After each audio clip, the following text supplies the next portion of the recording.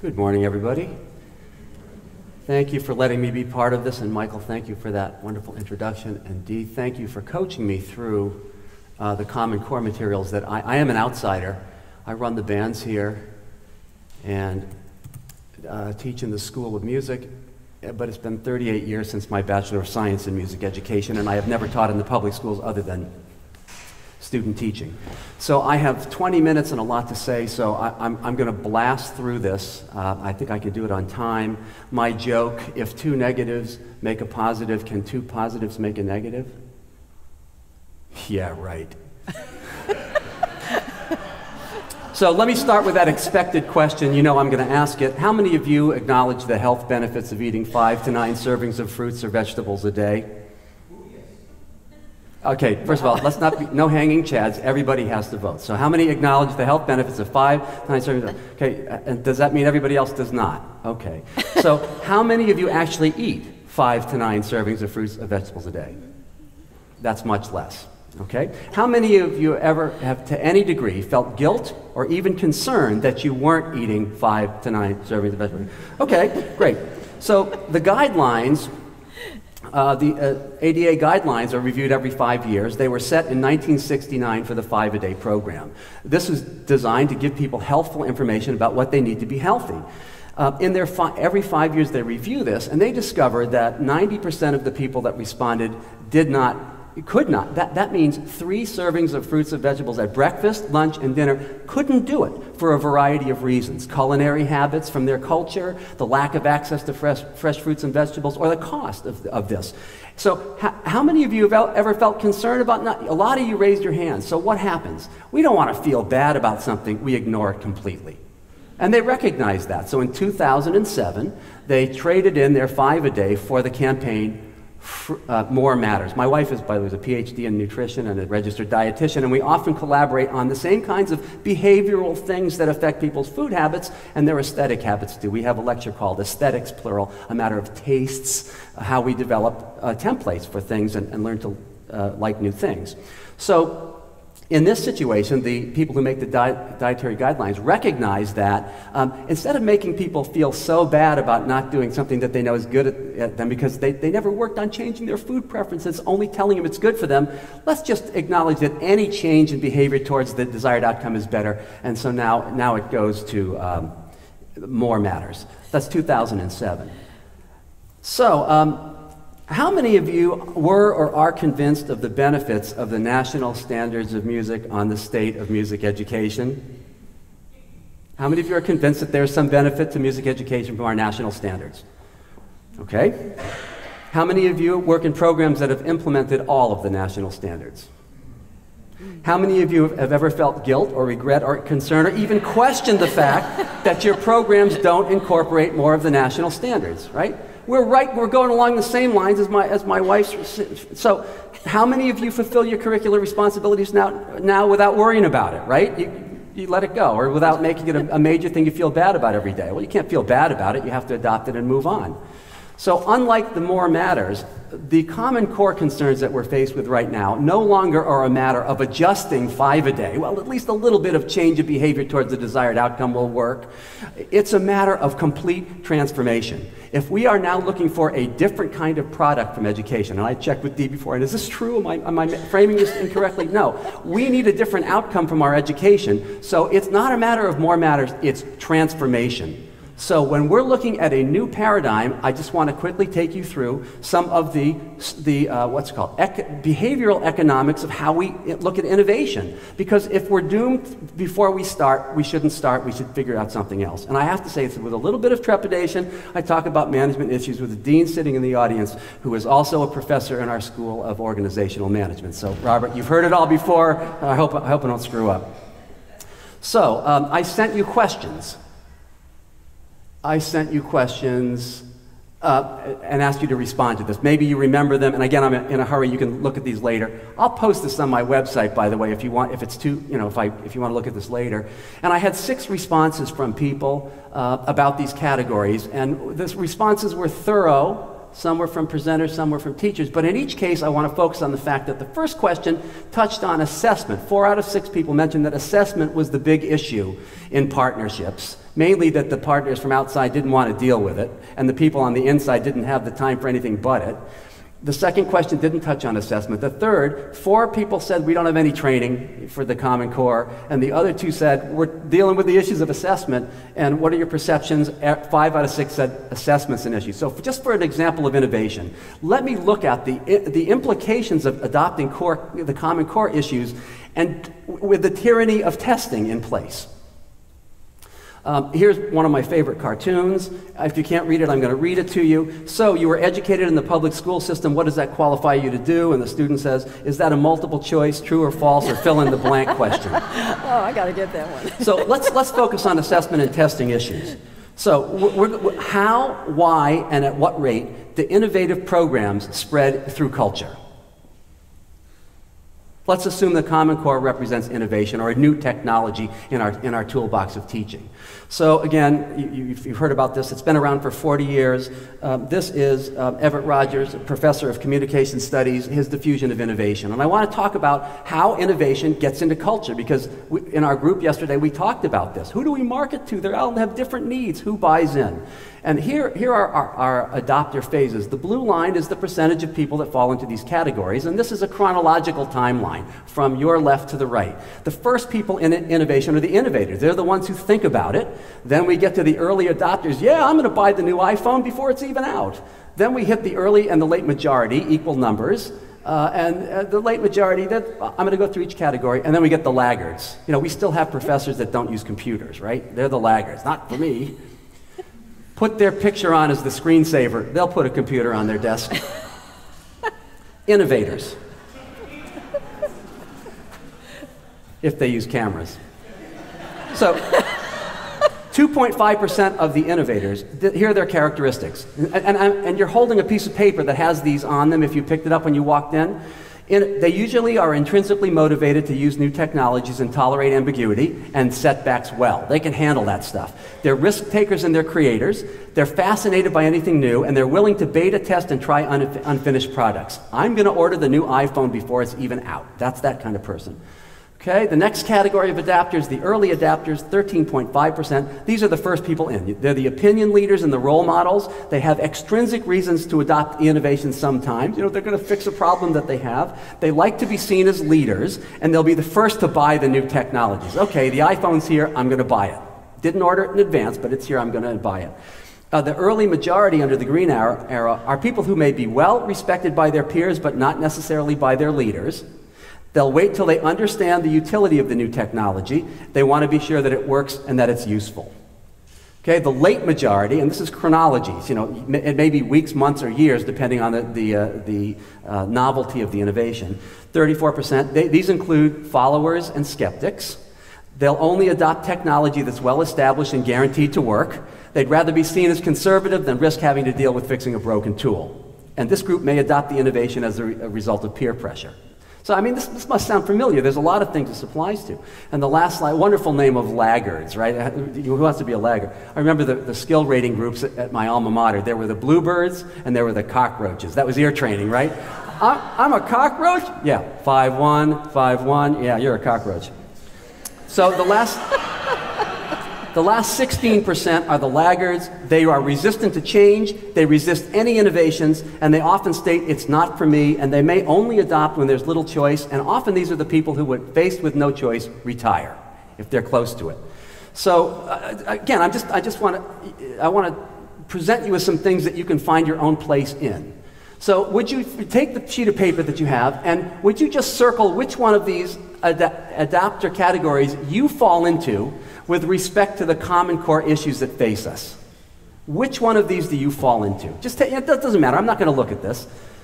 Okay, and I'm a hyperactive type A East Coaster, so okay, thanks. Now the next test, we're going on, is the second category. Which one of these adapter categories does your institution inhabit?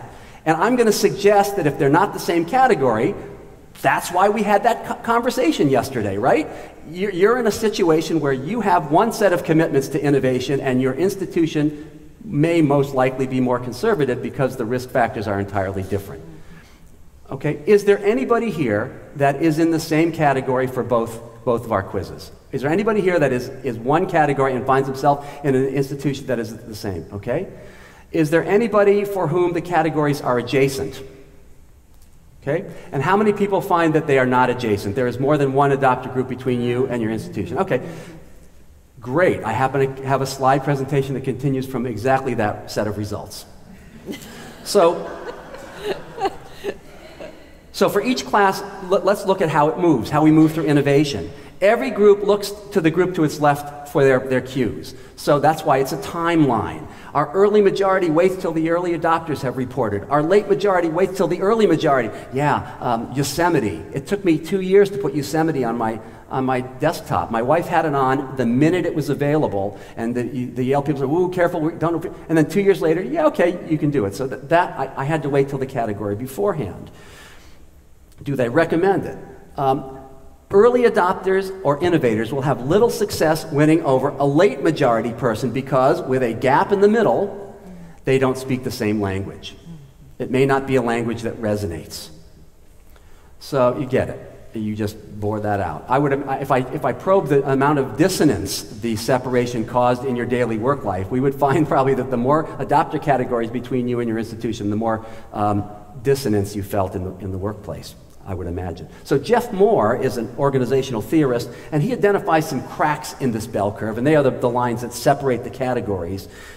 Due to their unique characteristics, each of these groups of potential adopters needs different reasons to make the adoption decision, and this necessitates, listen to this, group 5, different marketing strategies for each group. The arguments that convince the early adopters material to go to early majority may not be the same ones that you need for the laggards. So how are we going to develop a strategy to convince the people for whom we work that what we see ahead of us is valuable, if indeed it is? But wait, there are more problems to look at.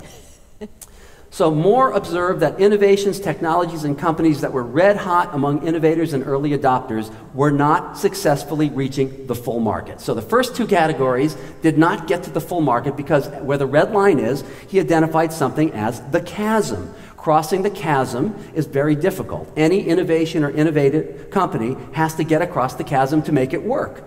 It requires sometimes a total rethink of what technology or innovation is and what the marketing message needs to be. I have great ideas, but they don't get to market. I have 2 ideas that'll make me a millionaire. Who could deny that my production of the 11-foot pole, for those people that you wouldn't touch with a 10-foot pole, will be a million seller? Or my bumper sticker, if you can read this you're too close in Braille, would be $1 million. How do we convince this to go to full market?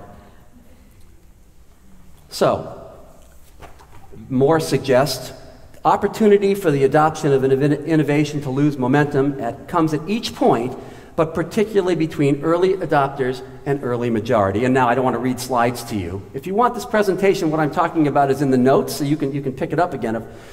Early adopters are inclined to view innovations as an opportunity for dramatic change, even revolution in their industry or field. Early majority, not interested in revolutionary versus evolutionary things. They do want to improve their operations. There's a chasm there. That's a huge one to get across. Early adopters, they're prepared to pay the price of being the first and gaining the competitive advantage. They put up with the bugs and the glitches. Early majority, they want them to work properly. They don't have time for this, right? And again, we're talking about more numbers of people. So the risk takers are at the beginning. Early majority are pragmatists who need to see reliable reference base to make the adoption possible. So, and I'm reading a lot of this because I'm new to this. I've been trying to figure out how to view this Common Core thing. Unless new marketing strategies are identified to make an innovation attractive to the early majority, it may never complete the adoption cycle. It would level off after the first 2 and remain on the fringes of the mainstream practice. So where are we with the implementation of Common Core?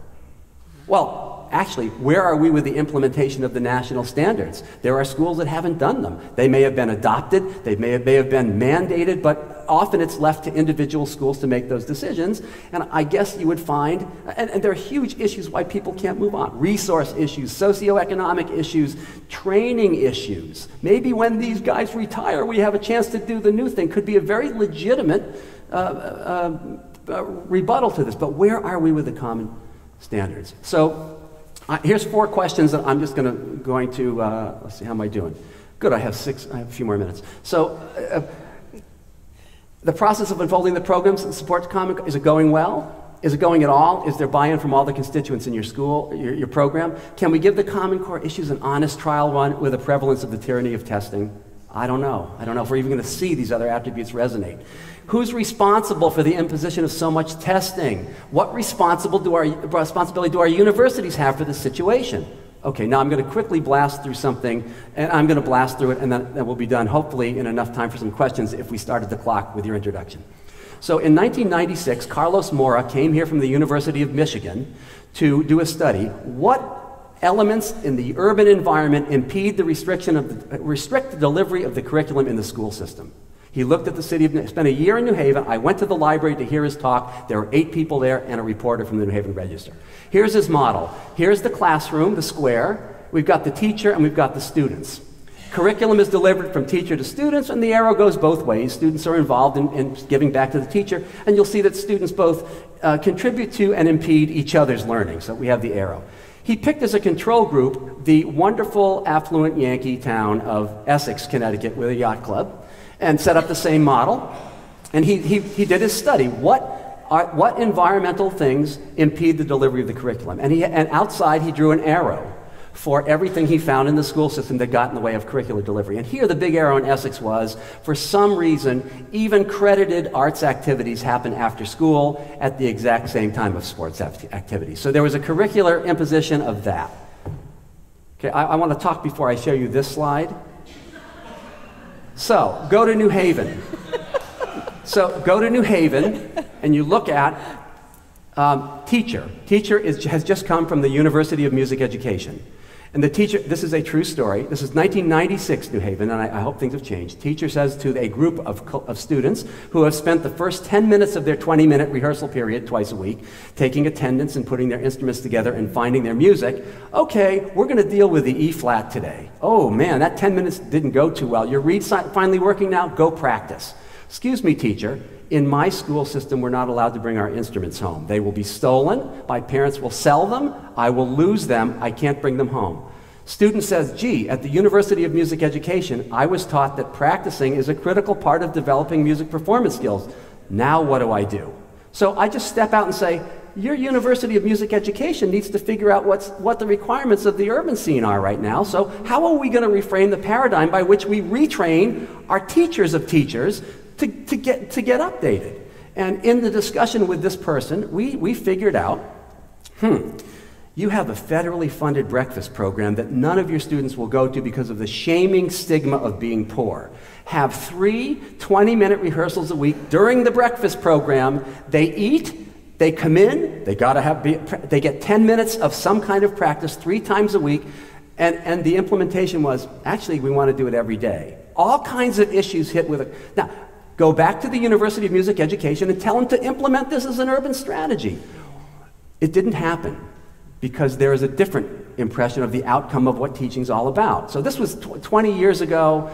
So at that time, it was what university can address the issues of the urban environment. It probably should be a university without a music ed program because they're already invested in an infrastructure. It should probably be a university that doesn't offer accreditation in music so they can do anything they want. And I'm pleased to say our artist as teacher program here is exactly the kind of outcome of this thinking. We train we have our students go into the public schools and teach as music teachers. We're not worried about accreditation. And in fact, maybe that's what some of your partners are doing. They're presenting the music part of this without all the issues of the other things. And I asked yesterday the group, if you went back and were the music ed faculty of your alma mater, would you teach in a different way than you were taught? Would you want to prepare to? Everybody went yes.